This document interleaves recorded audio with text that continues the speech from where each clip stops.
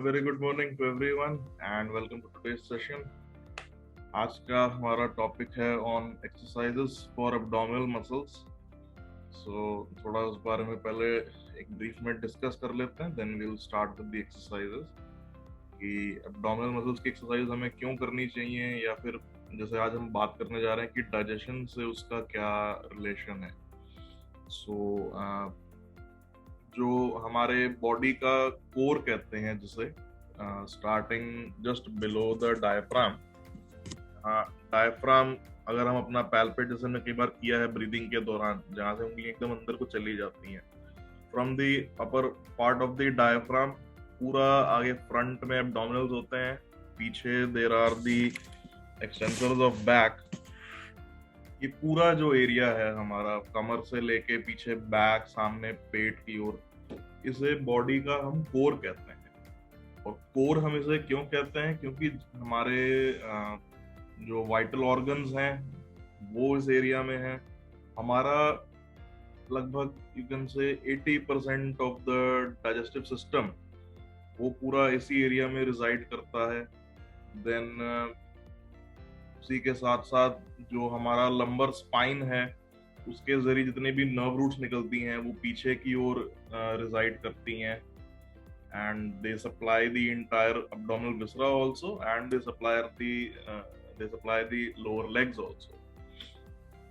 तो ये एरिया इतना इम्पोर्टेंट है, इसका ब्लड सप्लाई इतना हैवी है, hence it is called the core of the body.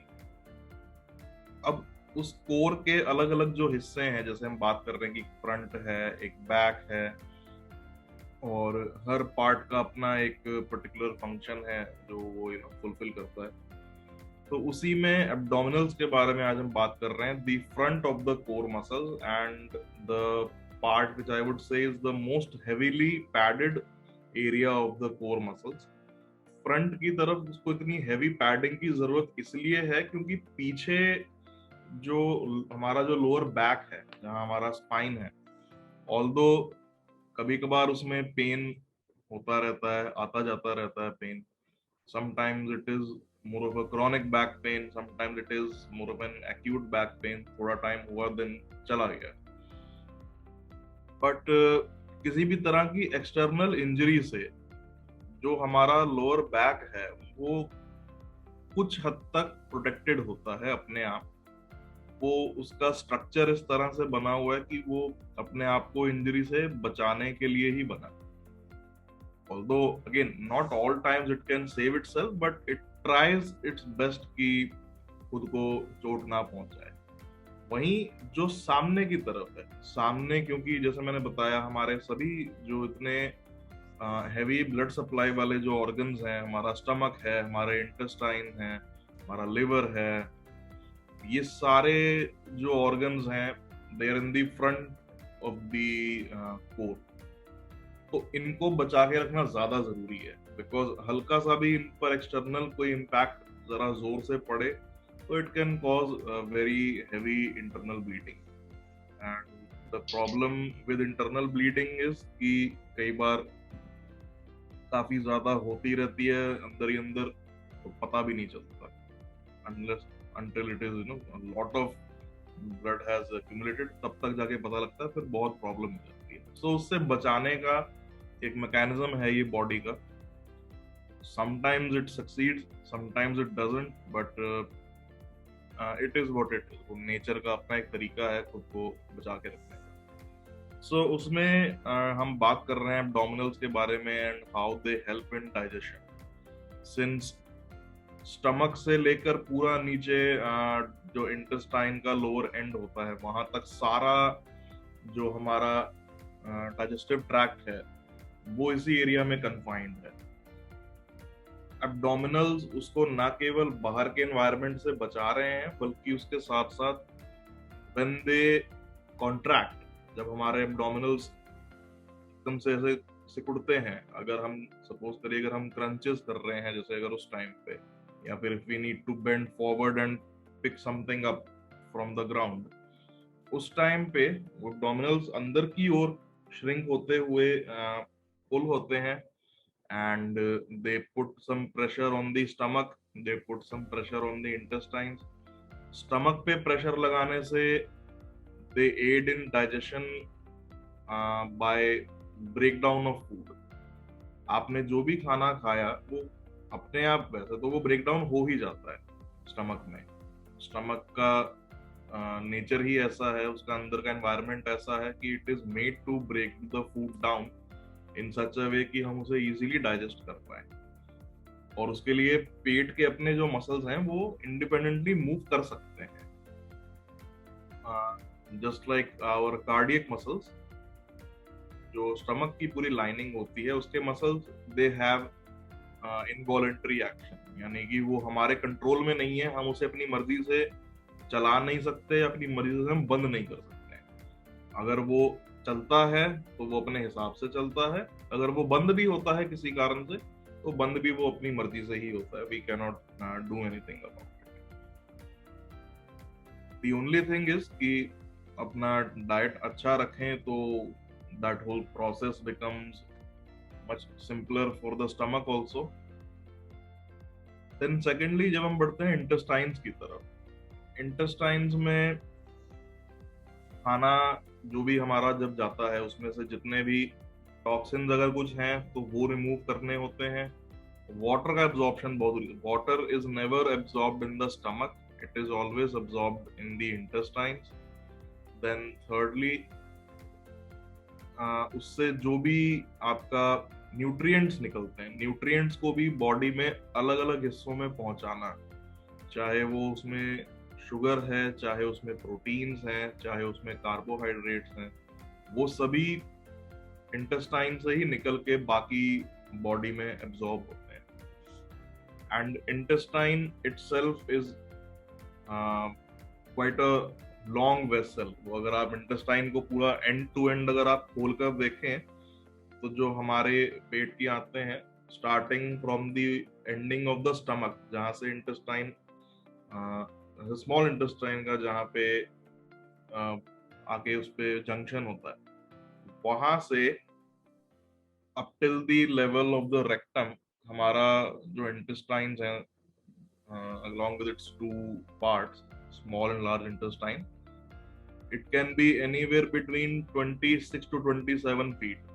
तो 26-27 फुट लंबा एक इतनी लंबी एक पाइप है जो कि हमारे पेट में की होती है। आप सोचेंगे कि इतनी लंबी पाइप, हमारी हाइट 5 फुट समथिंग है और जो इंटेस्टाइन है उनकी हाइट हमारी बॉडी लेंथ से भी 5 गुना ज्यादा है, तो वो फिट कैसे आया यहाँ पे? Intestine is not a straight pipe, उसमें कर्व्स होते हैं और जितने ज्यादा उसमें कर्व्स होते हैं उतनी ज्यादा उसमें फोल्ड बने होते हैं, उतना इजी होता है उस पर छोटे एरिया में कन्फाइन कर पाना। और एक छोटे एरिया में कन्फाइन करने के पीछे उसके रीजन सबसे बड़ा यही है कि with the action of the abdominal muscles and with the contraction of the intestine itself, जो भी खाना है वो शरीर से डाइजेस्ट होने के बाद बाहर निकल जाएगा एंड उसके अंदर जो न्यूट्रिएंट्स थे जिसकी हमें जरूरत है, जिसकी वो बॉडी में एब्जॉर्ब हो जाएंगे along with water and along with other essential nutrients, जो कि हमारी बॉडी खुद प्रोड्यूस करने की केपेबल नहीं होती है। अब जहां उसमें कुछ एक दो प्रॉब्लम्स आती हैं, जैसे जिसके बारे में आज हम बात करने जा रहे हैं, how we can use the abdominals to aid our process of digestion and to make sure कि उसमें जो भी टॉक्सिन्स हैं वो ठीक से एलिमिनेट हो जाए। कई बार जो हमारी स्टमक की लाइनिंग है वो समय के साथ थोड़ी सी वीक हो जाती है and that has nothing to do with the loss of muscle tone.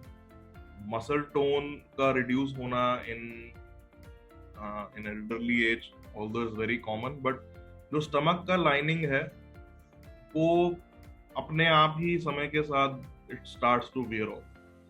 और कई बार इसी वजह से हमें देखने को मिलता है कि people may have a history of abdominal hernia, either that is the case, या फिर हर्निया तब होता है अगर आप कुछ बहुत ज्यादा भारी सामान उठाएं और पेट पे बहुत ज्यादा उससे एब्डोमेन पे जोर पड़े and one segment of the intestine kind of just tears out. अगर वो बाहर की ओर निकल आए रप्चर होके वहां से, तब हम उसे हर्निया कह देते हैं। although hernia itself is not a life threatening condition, but still अगर कोई भी एरिया, बाउल का कोई भी हिस्सा अगर वहां से उखड़ के अगर वो बाहर की ओर निकल आया है and it is just hanging there, तो उससे अगेन डाइजेशन में भी प्रॉब्लम होगी, number one. And number two, क्योंकि वहां का ब्लड सप्लाई जिस तरह से था पहले, अब वो हल्का सा ब्लड सप्लाई इसका कॉम्प्रोमाइज हो जाता है एंड बॉडी को इस तरह का कॉम्प्रोमाइज पसंद नहीं है। So naturally it responds in its own way. वहां पर इन्फ्लेमेशन होती है, वहां स्वेलिंग होती है एंड जिस भी एरिया से बॉवल निकला है it can further remove even more, which should not happen. चलिए, so we'll start with today's exercises now. So आज की exercises कुछ starting में जो है वो चेयर पे बैठ के भी हो सकती हैं, but most of the exercises today will be done in the lying down position. So first we'll start with the sitting position. आप चेयर्स को पीछे कर लीजिए, थोड़ी जगह बना लीजिए आराम से, and at any point for all those who have a history of back pain and for all those who have a history of hernia, अगर आपको पहले कभी हर्निया हुआ है, उसकी सर्जरी हुई है, तो आप प्लीज ध्यान रखिएगा कि एब्डोमिनल्स पे ज्यादा जोर ना लगाएं, बिकॉज हर्निया की रिवर्सिबिलिटी बहुत पुअर है। हर्निया एक बार हुआ तो दोबारा भी होने के चांसेस होते हैं। Please be very careful eight any point. If you feel कि आपको पेट में कोई क्रैम्प पड़ता हुआ लगे या आपको ऐसा लगे कि बहुत ज्यादा मसल कॉन्ट्रैक्ट हो रहे हैं, हमसे उतना बर्दाश्त नहीं किया जा रहा, प्लीज बैठ जाइएगा and you may skip the exercises. कोई भी एक्सरसाइज गलत करने से अच्छा है कि एक्सरसाइज ना करें, and specially in case of the abdomen, जैसे मैंने बताया, क्योंकि यहाँ का ब्लड सप्लाई इतना ज्यादा है, हल्का सा भी कहीं पे ज्यादा प्रेशर पड़े तो कई बार प्रॉब्लम हो सकती है। So please be very careful. Okay, chairs को पीछे कर लेते हैं।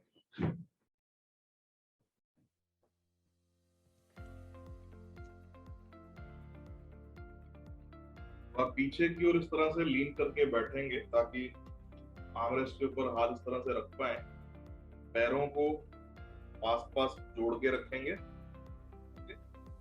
अपने सीधे, अपने एब्डोमिनल्स को एकदम टाइट कर लेते हैं एंड देन घुटनों को ऊपर की तरफ उठाएंगे इस तरह। ओके, वेरी स्लोली, झटके से ऊपर नहीं उठाना है, धीरे धीरे उठाना है और धीरे से ही वापस नीचे लाना है। ओके, चलिए स्टार्ट करते हैं। सो 1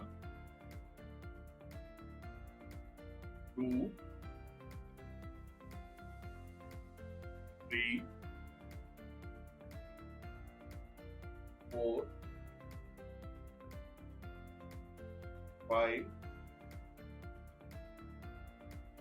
6 7 8 9 and 10। मैं सीधे वापस नीचे, सीधे होके बैठेंगे इस तरह से। अब दोनों हाथ घुटनों पे रखेंगे, अगेन एब्डोमिनल्स को टाइट रखेंगे बिल्कुल, एंड एक एक करके घुटने को ऊपर उठाएंगे इस तरह। 1 2 3 4 5 6 7 8 9 10।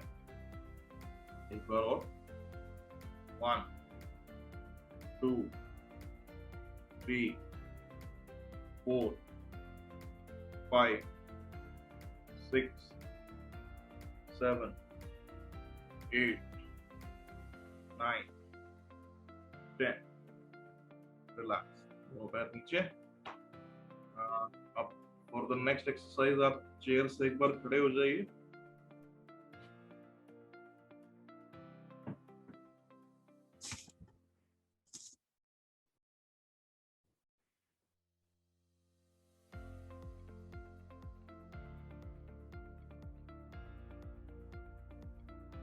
अगेन अपने एब्डोमिनल्स को टाइट करते हुए आप चाहे तो सपोर्ट के लिए पीछे दीवार पे हाथ रख सकते हैं, किसी टेबल या चेयर पे रख सकते हैं। If not, if you think कि आपका बैलेंस ठीक है तो दोनों हाथ पीछे कर लेंगे इस तरह, पेट के मसल्स को एकदम टाइट करेंगे अच्छे से, एब्डोमिनल्स बिल्कुल टाइट रहेंगे। एंड अगेन अपना बेंड करते हुए ऊपर, 1 2, धीरे धीरे उठाना है और धीरे से ही वापस नीचे ले जाना है, जोर से एकदम ऐसे नहीं करना, झटका नहीं देना बिल्कुल भी, स्लोली। 3 4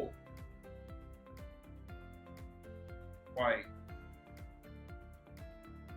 6 7 8 9 and 10। करो, 1 2 3 4 5 6 7 8 9 10। रिलैक्स, दोनों पैर नीचे, हाथ नीचे। और द नेक्स्ट वन, पैरों को हिला लेंगे उस तरह, गैप बनाइए दोनों पैरों के बीच में। अगेन दोनों हाथ पीछे रहेंगे, आगे की ओर बेंड करेंगे इस तरह से। जितना आपसे बेंड किया जाए, जहां आपको लगे कि बैक में ज्यादा जोर पड़ रहा है पीछे, तो उसी टाइम पे वापस ऊपर आ जाइए। Okay, start, down, up, down, up, down, up. दोनों हाथों को इस तरह से हिला लेंगे, एंड कट।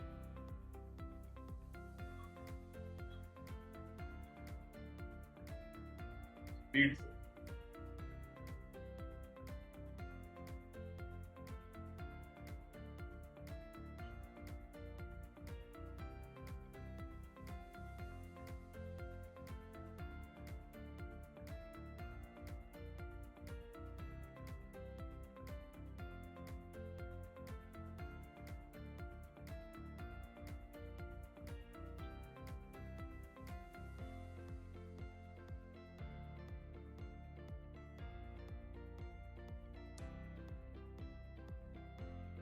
ओके। दोनों हाथ नीचे ले आइए, पैरों को वापस सेंटर में।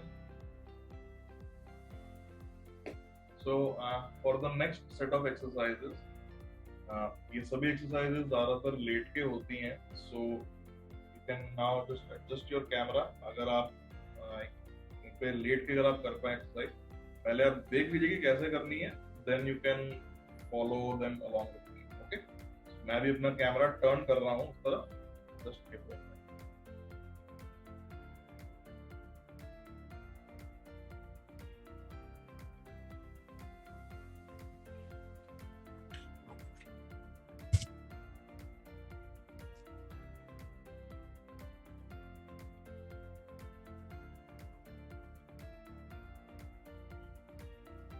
So the next set of exercises will be doing in lying down position। and अगर कहीं पे किसी को बैक पेन का इशू है या ऐसा लगे कि कहीं एग्रवेट हो सकता है किसी कारण से, तो इस तरह से टॉवल का रोल बना के पीठ के पीछे रख सकते हैं। ये रखना कंपलसरी नहीं है, it is completely optional. If you have a history of back pain, only then you keep this, otherwise मत रखिएगा, कोई बात नहीं। So now to start with the exercises, we'll need to lie down. So इस तरह से सीधे late जाएंगे. We'll start with simple leg raises. So घुटना सीधा रखते हुए ऊपर उठाया इस तरह एंड इसको हवा में रोक के रखना है. So 10 seconds होल्ड करेंगे. 1 2 3 4 5 6 7 8 9 10 एंड वापस नीचे. अगेन ऑपोजिट लेग से 1 2 3 4 5 6 7 8 9 10 वापस नीचे. अगेन 1 2 3 4 5 6 7 8 9 10 नीचे. दूसरे पैर से अगेन 1 2 3 4 5 6 7 8 9 10 वापस. लेफ्ट से ऊपर उठाइए. 1 2 3 4 5 6 7 8 9 10 वापस नीचे. राइट वाले पैर से 1 2 3 4 5 6 7 8 9 10 एंड वापस. रिलैक्स. दोनों पैर नीचे. दोनों घुटनों को बेंड करेंगे. हाथ साइड में रखेंगे एंड कमर को ऊपर उठाते हुए again we'll hold it for 10 seconds. So इस तरह से ऊपर उठाया एंड हवा में रखा, उसको होल्ड कर.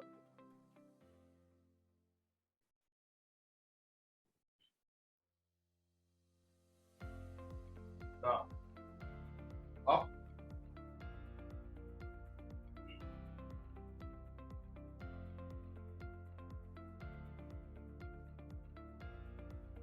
Down up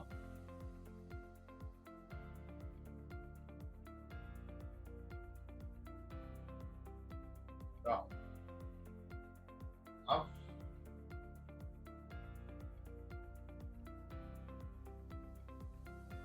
down up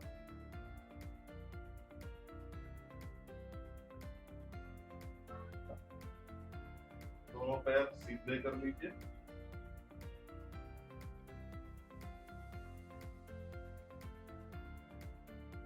For the next exercise,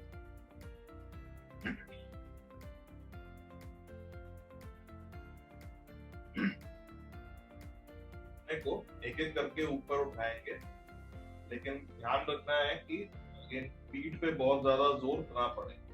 so at any point if you feel कि बैक में पेन हो रहा है, आप वापस उठ के बैठ जाइएगा and you need not continue with the exercises. So start now. घुटने को इस तरह से बेंड करा एंड थोड़ा इसको अब हम पेट की ओर लाते हैं बेंड करते हुए. 1 सीधा. 2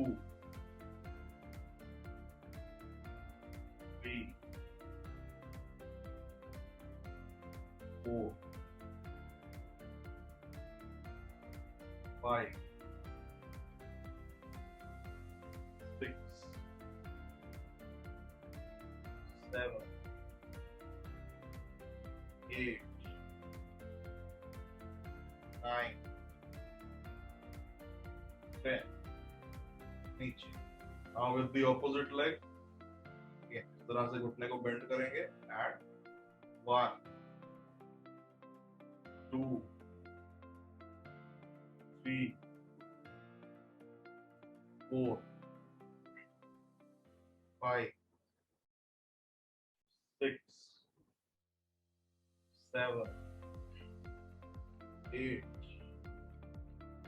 9 10 वापस नीचे, दोनों पैरों को एक साथ।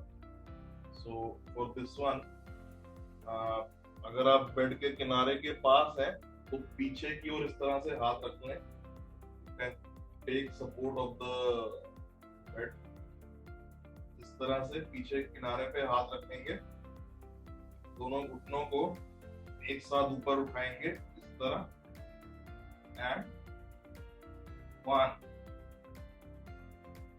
एंड सीधा, 2 3 4 5 6 7 8 9 10 दोनों पैर नीचे, वापस उठ के बैठ जाते हैं एक बार।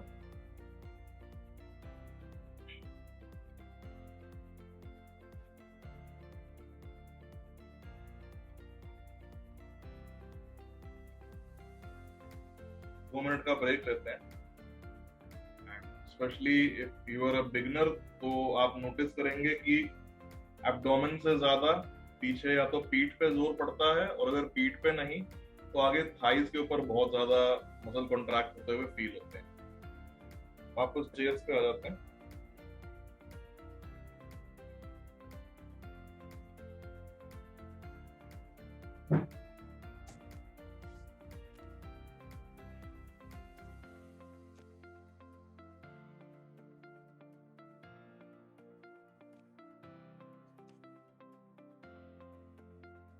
दो मिनट का ब्रेक लेंगे।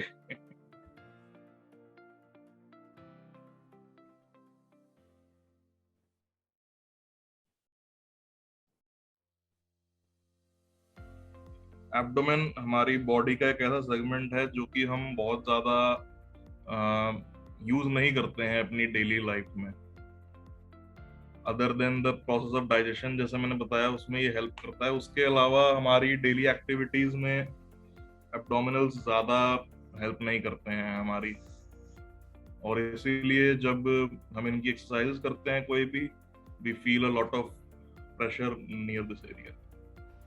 सबसे ज्यादा वेट अनुराग जी एब्डोमेन में ही होता है। वो इसीलिए होता है मैम, वही उसके पीछे यही कारण है, क्योंकि जो मसल ज्यादा यूज नहीं होगा तो नेचुरली फैट भी उसी के अराउंड आके ज्यादा डिपॉजिट होता है।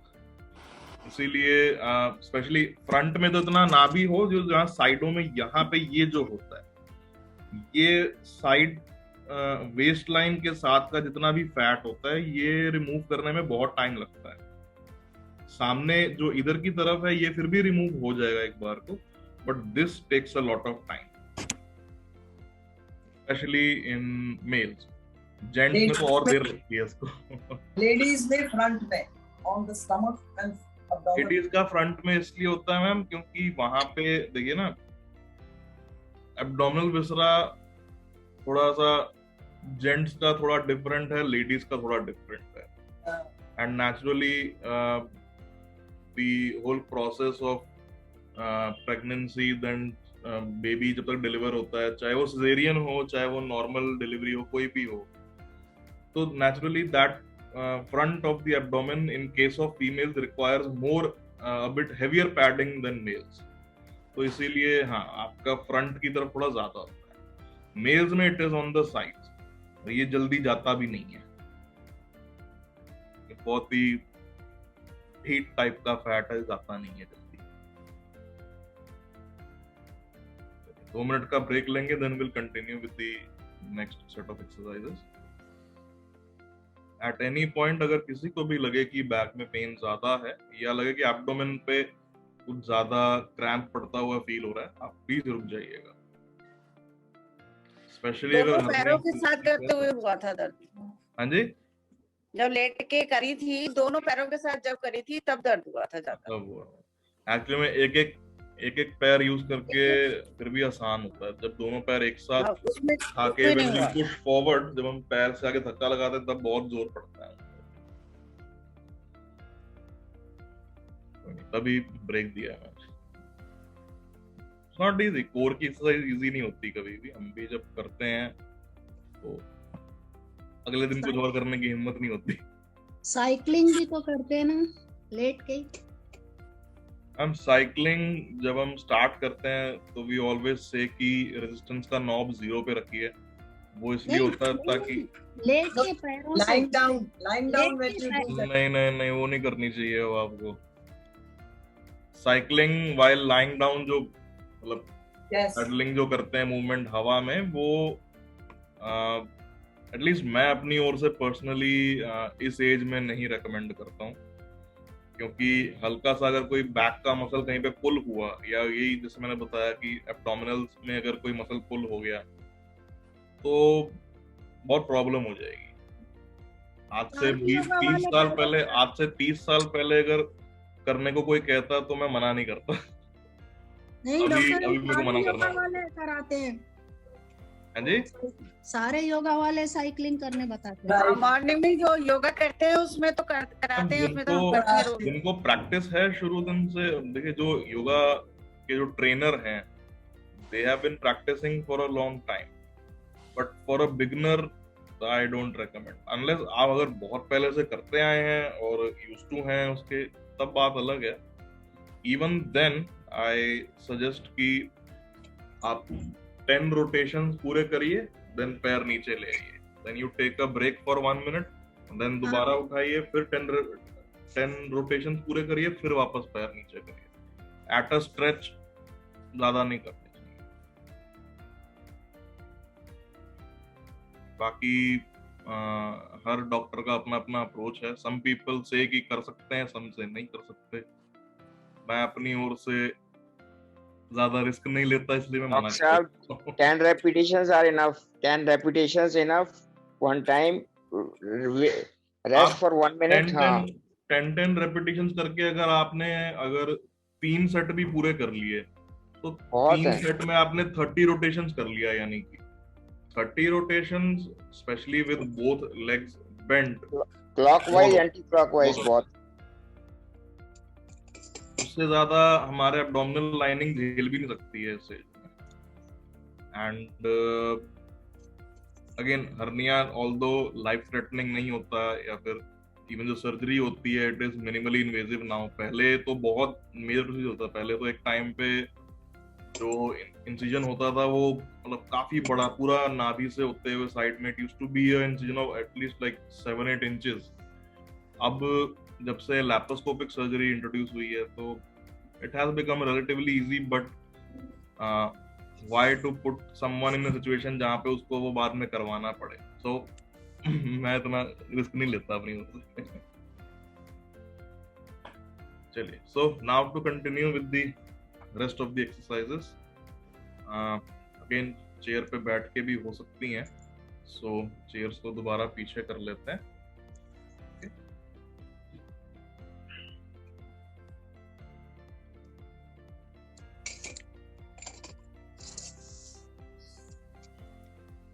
सीधे होके इस तरह से बैठिएगा, दोनों हाथ ज्वाइन करके इस तरह सिर के पीछे रख लेंगे। सिर के पीछे रखेंगे दोनों हाथों को। अगेन पेट के मसल्स को टाइट किया अच्छे से, एंड आगे की ओर बेंड करते हुए इस तरह होल्ड करेंगे फॉर 5 सेकेंड्स, एंड वापस ऊपर सीधे। Very good. अगेन आगे होल्ड करिए, 1 2 3 4 5, वापस पीछे। Again okay,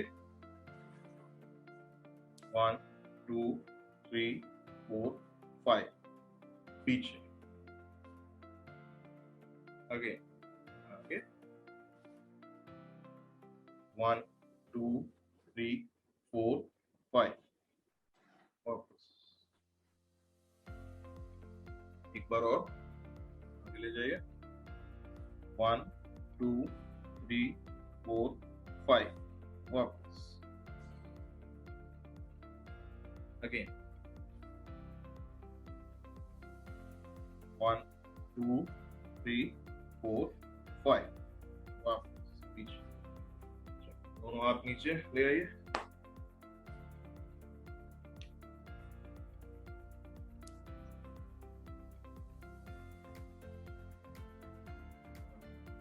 Now coming to the last exercise, थोड़ा अगेन चेयर पे पीछे हो जाते हैं, बैक रेस्ट का सपोर्ट लेके आराम से इस तरह से बैठ जाएंगे। घुटने दोबारा से अपने सीधे कर लिए बाहर की तरफ। करना क्या है कि घुटनों को ऊपर उठाने की बजाय हम अंदर की तरफ इस तरह से प्रेस करेंगे। So basically what we will do is इस तरह से घुटने सीधे करें और दोनों घुटनों से अंदर की ओर प्रेशर लगाया। सो पीछे होके can keep your hands on the arm rest ऐसे, एंड घुटनों से अंदर की तरफ जोर लगाएंगे। होल्ड करेंगे उसको 10 सेकेंड के लिए।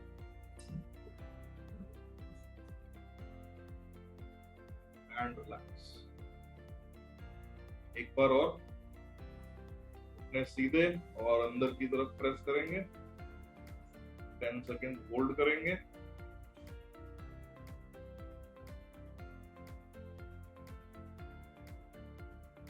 And relax. एक बार और अंदर की ओर प्रेस।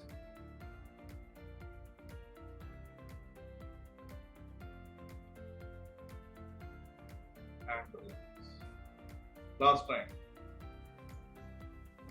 प्रेस करिए।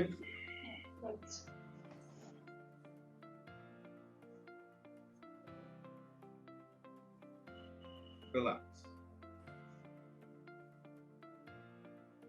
सीधे होके बैठ सकते हैं आराम से। चेयर को थोड़ा पास ले आते हैं।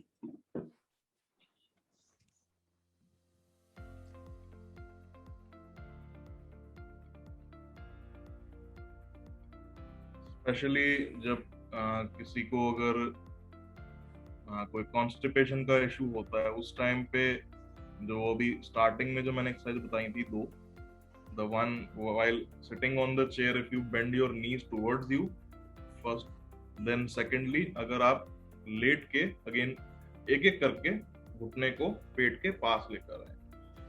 पर्टिकुलरली ये दो जो मूवमेंट्स हैं इससे आपके एक तो एब्डोमेन पे जोर पड़ता है, so they help in pushing the food down in the intestine ताकि वो इजीली रिमूव हो पाए बॉडी से। एंड नंबर 2, जब आप घुटने को बेंड करके अपनी ओर खींचते हैं, not actively with your hands but only with your abdominals, तो उससे हमारे पूरे हिप के पास पीछे, बैक ऑफ थाई में and near the rectum area जहां से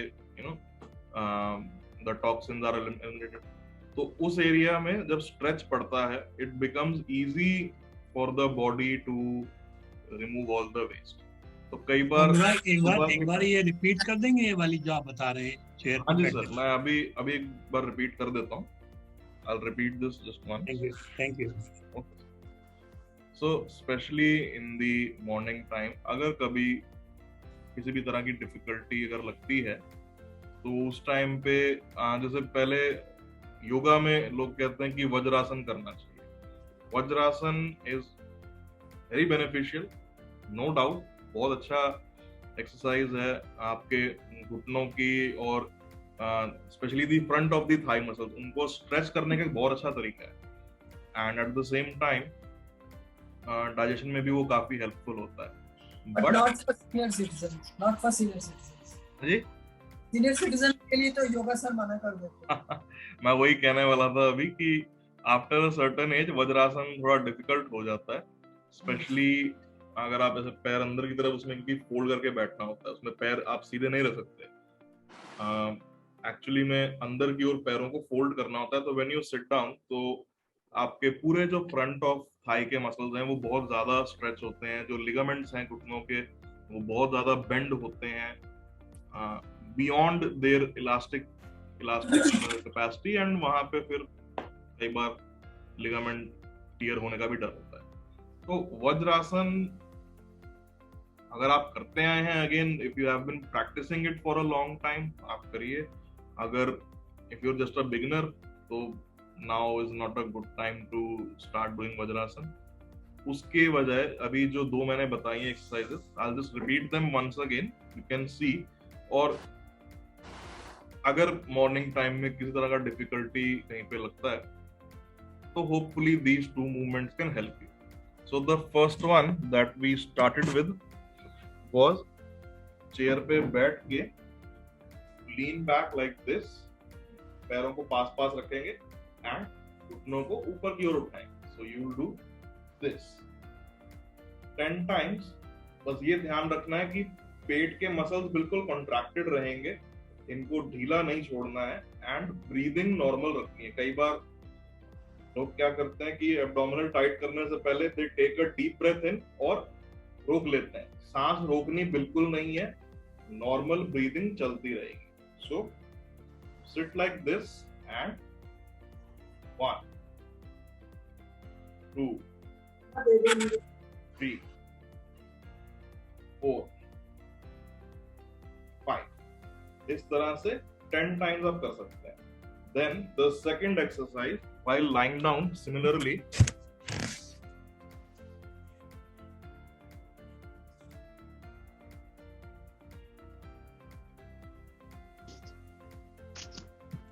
लेट के एक बार में एक पैर से करेंगे। So starting with the left leg, 1 2 3 4 5, इस तरह नीचे। देन दूसरे लेग से भी 1 2 3 4 5, वापस नीचे। 10 रेपिटेशन कर सकते हैं आप, 10 लेफ्ट से 10 राइट से। अगर आप एट अ स्ट्रेच 10 कर पाए तो बहुत अच्छा है, अगर नहीं कर पाए तो पहले 5 लेफ्ट से करिए, फिर 5 राइट से, देन अगेन 5 लेफ्ट से, और फिर दोबारा 5 राइट से। वापस उठ के बैठ जाते हैं।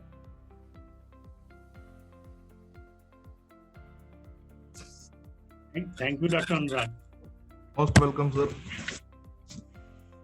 ये दो मूवमेंट्स काफी हेल्पफुल होती हैं इन इम्प्रूविंग योर जो अभी आपने लेट के बताई है वो कितनी बारी करनी है? मतलब 10-10 के 3 सेट्स करने हैं?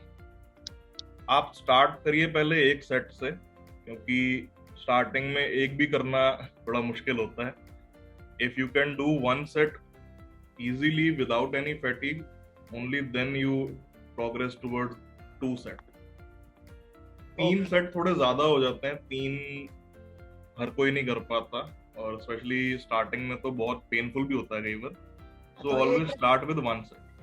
10 रेपिटेशंस एक सेट होता है, 10 पूरा करिए, then you head towards the next exercise. Okay.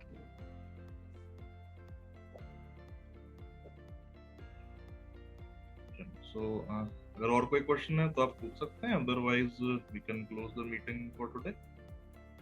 कमर पतली करने के बताओ भाई हमें।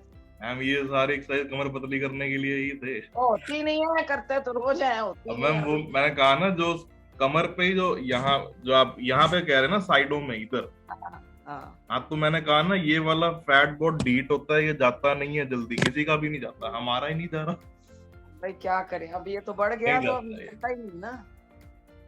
ऐसा जो फ्रंट ऑफ द एब्डोमेन में जो होता है वो फिर भी जल्दी चला जाता है, कंपैरेटिवली जल्दी, आई वोंट से जल्दी, relatively fast, but specially near the side ये जो होता है ये जल्दी नहीं जाता। ये अगर आप आज से भी शुरू करें एक्सरसाइज ढंग से करनी और डाइट फॉलो करनी, इसको प्रॉपर शेप में आता है तो कम से कम नहीं तो साल लग जाता है भाई। 5 महीने जब पोछे लगाए थे तो थोड़ा फर्क पड़ा था, अब पोछे दोबारा तो लगते नहीं भाई इस उम्र में। वो फिर 5 महीने लगाए, फिर एक महीना अगर छोड़ देंगे तो 5 महीने की मेहनत सारी वो महीना खत्म हो जाती है। तब तो बहुत फर्क पड़ गया था। क्या करें, चलो दे जो है नीड रेगुलरिटी, कंटिन्यूटी बहुत जरूरी होती है। नहीं, अभी बिना पोछे कंटिन्यूटी के कोई भी एक्सरसाइज कभी फायदा नहीं करती। जो है सो है, पोछे तो नहीं लगते भैया अब दोबारा। असल में अब कमर का जो मसल्स होते हैं ना, जैसे मैंने बताया कि they are not that strong, हम उन्हें ज्यादा यूज नहीं करते हैं, तो थोड़ा कई बार मसल पुल होने का भी डर होता है। एंड हर्निया जैसे मैंने बताया कि उसको कोई डर नहीं है, बहुत अच्छी बात है, but why to put our in situation जहाँ पर हो जाए किसी को। हम नहीं चाहेंगे किसी को हो जाए। आई नो, कहेंगे इससे तो वैसे ही जो थोड़ा सा पेट निकला हुआ था वही अच्छा था। यही हम भी सोच के बैठ जाते हैं भैया। पेट पे क्यों टांके लगवाना है, क्यों एम्ब्रॉयडरी करवानी है पेट पे। नहीं, सच्ची बात।